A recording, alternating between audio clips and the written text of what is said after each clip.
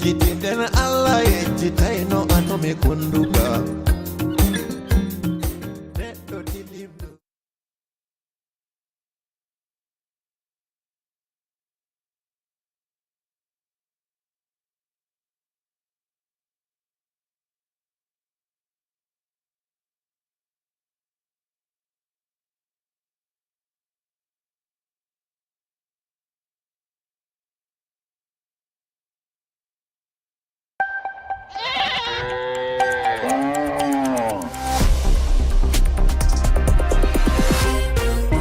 oɗon jokki heɗade refi fulfulde yamɗe jeetati silmaji capanɗe tati woni Dakar lamorde Sénégal waktu goto fawi hen to Paris lamorde France.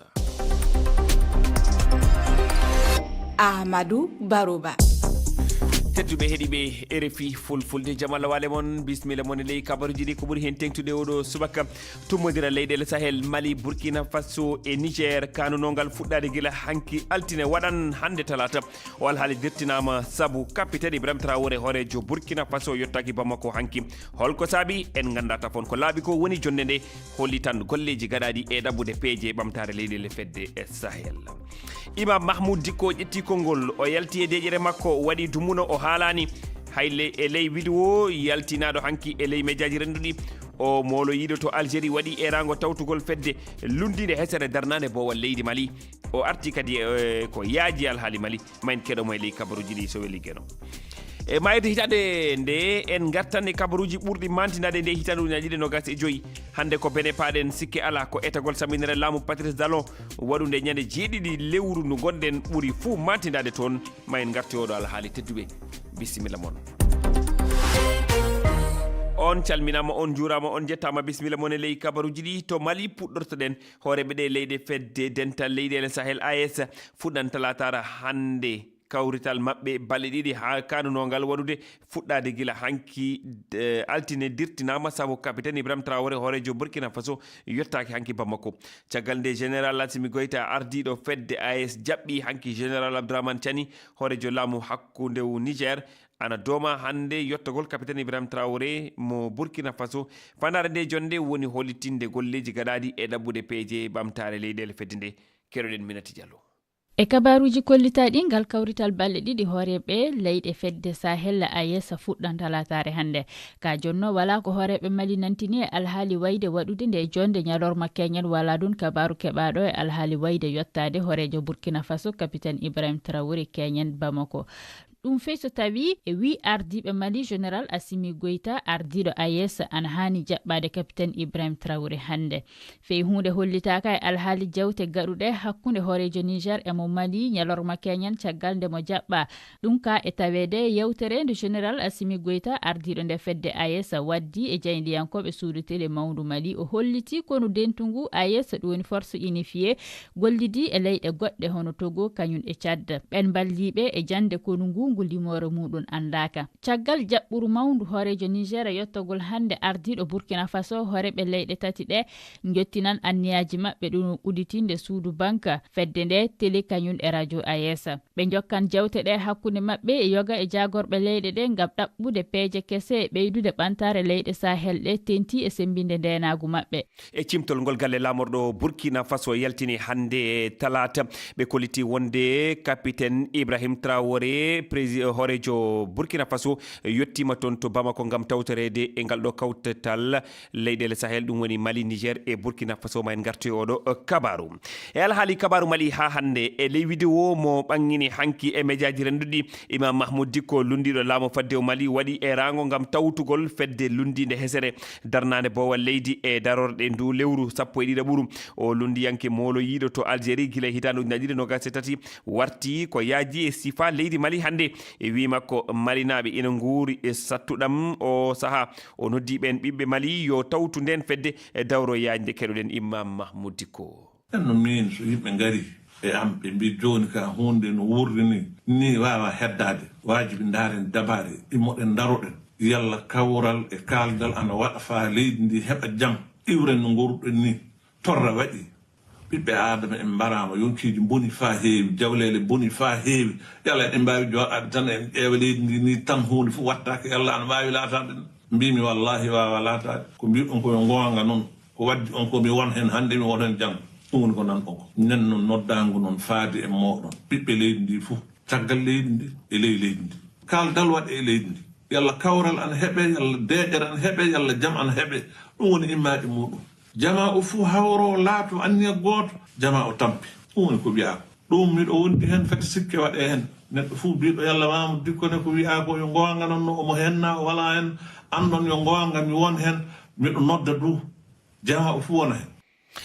To Guinée paɗen kawtal pelle société civile tournons la page tuumi konu Guinée sabade wargo ko famɗi fuu yimɓe capanɗe jeeɗiɗo hakkude hitanduji naɗiɗi e nogas ɗiɗi e hitanduji naɗiɗi e nogas e joyyi ɗum tawa ko wargoji ko fewti e seppoji gaɗuɗi e nder leydi ndi koye nder cimtol jeltinagol hanki altine o kabaru sakta ɓe yimɓe wara koye seppoji kaɗaɗi guila hitanduji naɗiɗi nogas e ɗiɗi tawa ko horeɓe laamu fadde ngu jaati haɗi ɗi waɗude ngal kawtal pelle société civile no holla mette muɗum wasde teddinde hakkeji yimɓe hakkude hitanduji naɗiɗi nogas ɗiɗi e hitanduji naɗiɗi nogas joyyi e nder ndi leydi Mali e nder ndi leydi Guinée jafoɗon ko ɓuuri pelle temedde ɗiɗi e capanɗe joyyi no tawa e ngal kawtital.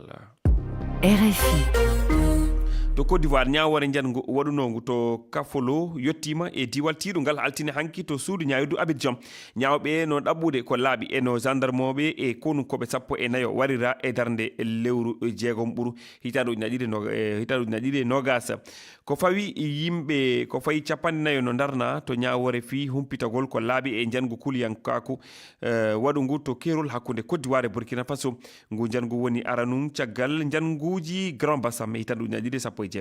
Abdoulaziz Diallo. gorko sukka warejo ɓorniɗo dolokke yottiɗo ka koppi ɗum ko Ali Sidibé dariɗo fewti ñawayɓe ɓen tawi juuɗe makko ɗen ɗiɗi hino haɓɓa o gorko wi'i ko ndurowo ladde ko e hoore makko yewtere nden fawi waɗuɓe tefore nden wi'i ko ka dingira makko wonirgo e goya sengo ɓawo kerol leydi Burkina hiɓɓuɓe hoɗo ka folongo moɓodirno hebli Ali Sidibé wi'i kanko tigi o tawano e waɗuɓe yangungu ñande 10 lewru 6 ɓuru e hitande 2020 kono ɓanginali kuuɗe makko e nder ngu yangu hoorejo ñawoɓe ɓen landimo yarli ko a jeyadinkojo Sidibé jaabi himo moosa o wi'i hihi ka fewdiɗo suudu ñawirdu ndun no humpa ko honno dogiri o laawi batte yangu ngun waɓɓe tefore nde wi'i o jindi o nokkeli ɗuɗuɗi tawi himo sotta e saayi kala ko wona ɗaɓɓitede e nde ñawore ɗo ko humpitagol ko homɓe somudi e makko e wallitorgol mo jawle e ko wondimo e tuumaɓe heddiɓe ɓen e mojoɓe jiyadinkoɓe wonɓe fewdo ɗo ka nder Sahel.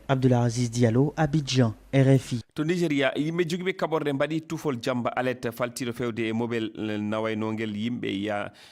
yahannoɓe mawlud julɓe ɓe du diftama fodde nogas e jette mabɓe e rewɓe sukaɓe no tawa to hakkudere leydi ndi ko cimtol alhaali ndenago holliti o kabaru hanki altine ɓe difta ko saraji saare no wiye Zak e nder diwal plateau.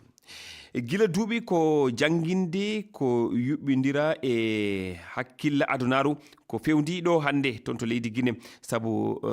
gande ɗen yaada e golle ɗaɓɓeteɗe ɗen ko ɗum waɗi sukaɓe leydi ndi jangan ha gayna tawa ɓe wawata heɓude golle ko ɓuuri hewde ko janamɓe ɓe gollata golle taweteɗe toon e nder ndi leydi Guinée sukaɓe hertorɓe gandal no seediti ɗum nde toɓɓere ko haalande e ngal orgal sumgoji hoore yiya ko leydi Guinée keɗoɗen Mamadou Diongasi Ba. ko ɗum waɗi sukaɓe gaynuɓe janggoɓe ɓurɓe ɗuɗude ɓen ko taxi putu yeeyugol walla yaltugol ko leydi waɗata sabu hiɓe andi gandal maɓɓe ngal nafataɓe ko leydi. Ceerno Wuri Ba hino qirri ɗum. E gandal ngal fewndo hande yimɓe ɓen no jangude kono ala nafude ɓay min ila mi fuɗɗi jangude ha mi gayni hande komi woni gollude kon rewra e komi jangi kon ɓay ko goɗɗo janganta ko fiyo wawu golloygol o nafa hoore makko o nafa mawɓe makko ɓen o nafa bolonda heddi ɗon. Professeur Mamadou Sellou Diallo hoorejo duɗal mawgal ngal janginoɓe duɗe tosoke hino jangine LT hino wiye ISEG Institut supérieur des sciences de l'éducation de Guinée hino artude o alhaali haray sattendi hakkunde gandal e golle a leydi Guinée ɗo hina hesum ko heewi kon ko janamɓe ɓurata heɓude golle ila ngu laamu wi'angu transition ari programme ji ɗin fof no dartede e waɗinimo go duuɓi 3 kummalowɓe saatoɓe no joɗɗina programme windaɗo wo henanayɓe himo yaadi e golle newiɗe ka leydi ɗo ko ɗum waɗi so yaari ni e tama duɗe men ɗen yaltinayi golloɓe marɓe golle ɓen faala ko ɓooya ɗuɗuɓe hino holli wondema si alhaali on jokkiri ni ko yimɓe janamɓe tun wawata golloyde Guinée e duuɓi aroji ɗin. Mamadou Jongas Ba Conakry, RFI. e bene ñande jeeɗiɗi lewru sappo ɗiɗa ɓuru nde hitande ɗo kono koɓe andinno to télévision leydi ndi wondeɓe ɓe kepti laamu Patrice Talon kono nden eɓore jattirde laamu wawano latade saabu dartagol kono bene ɗum ko e ley ballal kono Nigéria e kono France ɗum du woni ko ɓuri tengtude e nder ndi leydi bene hitande ujunaji ɗiɗi nokasi joyyi Oumou Bana artana en ko ngumu konunkoɓe andini ka télévision leydi ndi wonde ɓe sammini laamu Patrice Talon dental leyɗele Afrique e CEDEAO ŋiñe ɗum hunde nde yaada e sariya ɗe pelle ƴamiɓe konunkoɓe ruttade e nder nde dakorde maɓɓe CEDEAO imminno konu maɓɓe ngun benen fi haɗugol ɗum laatago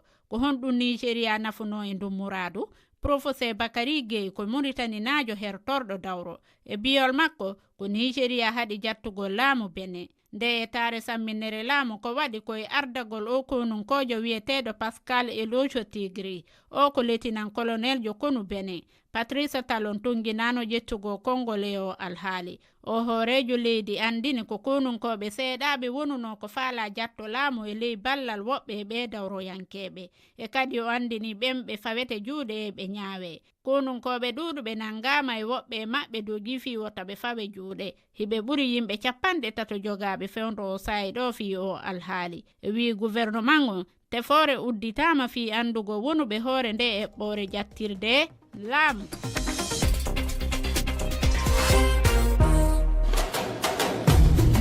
kabaruji kan non jatti tedduɓe kabaruji kan Rama Diallo jartene Rama Diallo en garade kabaruji kertanaɗi kan Coupe d'Afrique des Nations jaati Amadou Barouba kawle ɗe ko jokkoje toon hannde kasin to leydi Maroc to Oumar Mamadou Sow tawana en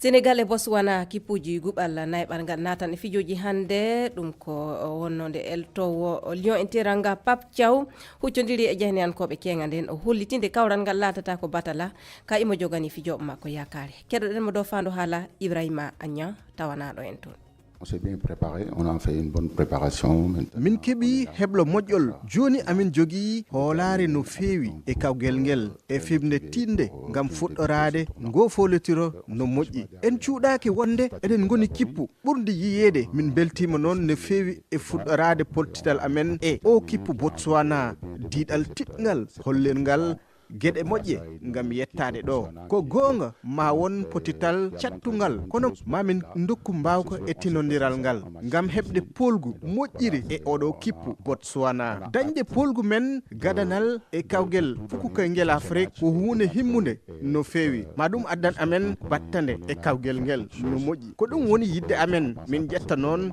goto e goto e kala e kippu amin jogui sirlu wonde Sénégal gila hitande ujunnaji ɗiɗi e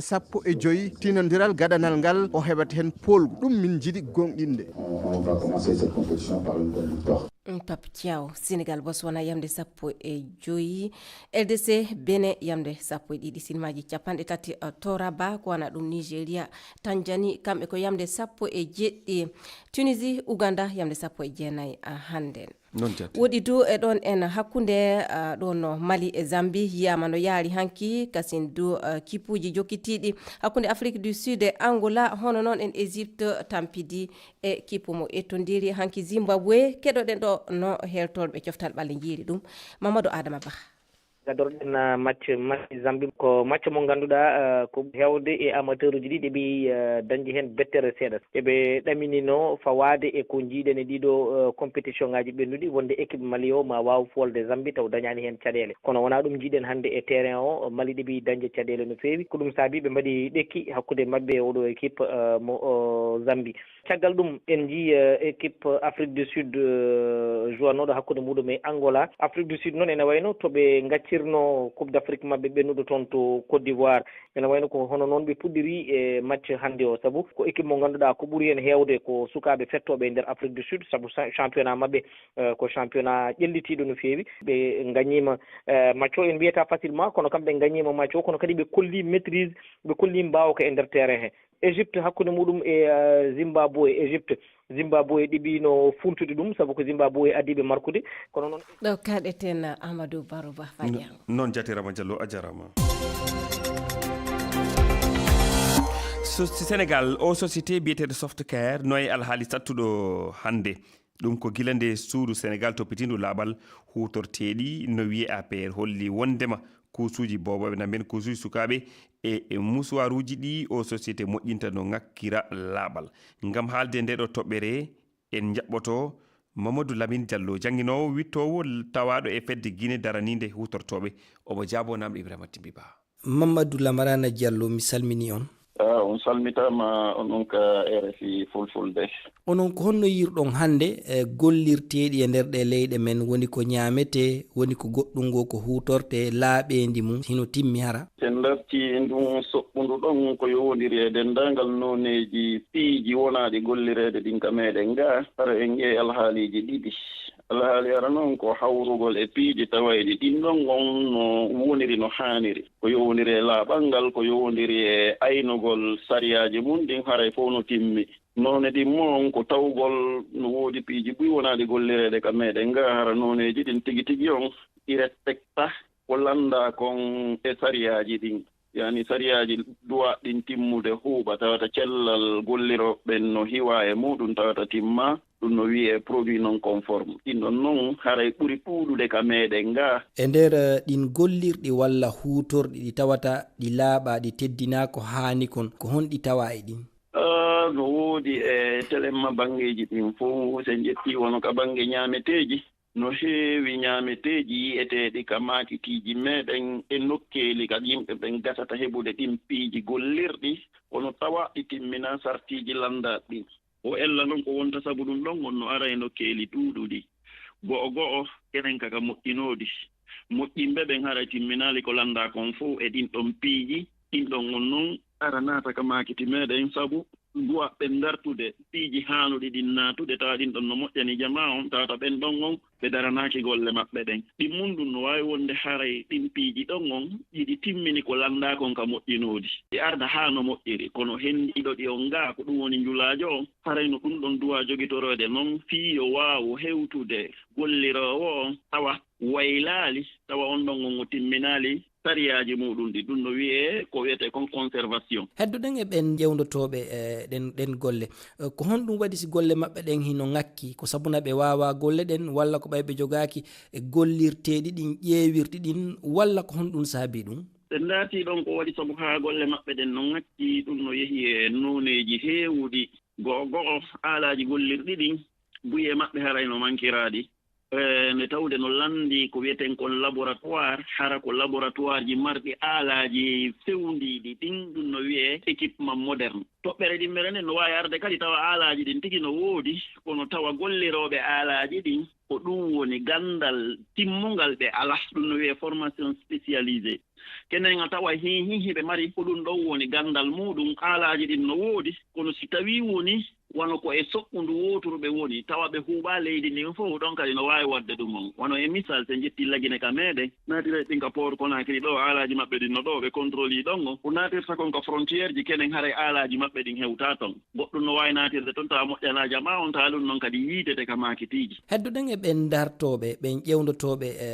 ɗen golle hiɓe tuume sowno wo sowno welsindaare walla ngeenaari bondi mbele ɗum hino jogii ƴiyal on tigi ko ma suusa wowlugol goonga e piiji ɗin no ɗi woniri noon ɓay minen golle amen ɗo on ka dartanagol ɗo yimɓe gollirayɓe piiji ɓen yo taw ko ɓe gollirta kon ko ɗum ɗon woni ko moƴƴani ɓe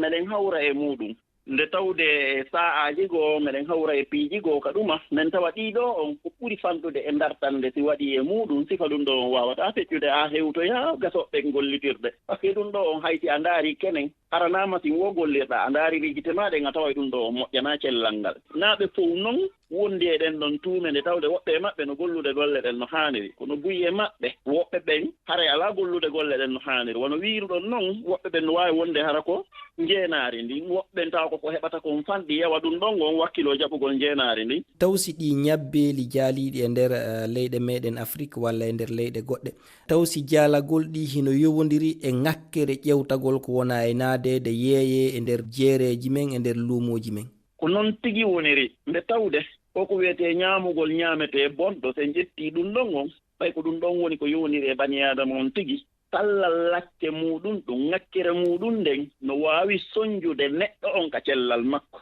soñjan neɗɗo on ka jawdi makko, soñjan neɗɗo on ka golle makko, hatta soñja leydi ndi on neɗɗo wuuri e muɗum. Mamadou Lamarana Diallo, mi yetti on sanne, on jarama. Awa onon kadi o weltanama.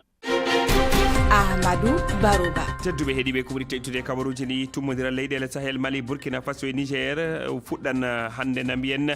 o mo ganduɗa ko kañum woni capitaine Ibrahima Traoré horejo Burkina Faso yettima toon to Bamako ko galle lamorɗo jaati nantini jillu makko toon e ndiɗo leydi gam tawtorede e ngal ɗo tummodiral namen ngubatu. Imam Mahmoud Dicko mo leydi Mali kañum ne haali tawaɗo o saaha toon to Algérie o noddi yimɓe gara tawtore e fedde hesere nde. Tedduɓe timminiren e taskaram dinguira rewɓe. Ibrahima Ba inna bolaro on jarama. nde yewtere yo fillitande dinguiral rewɓe. Moussa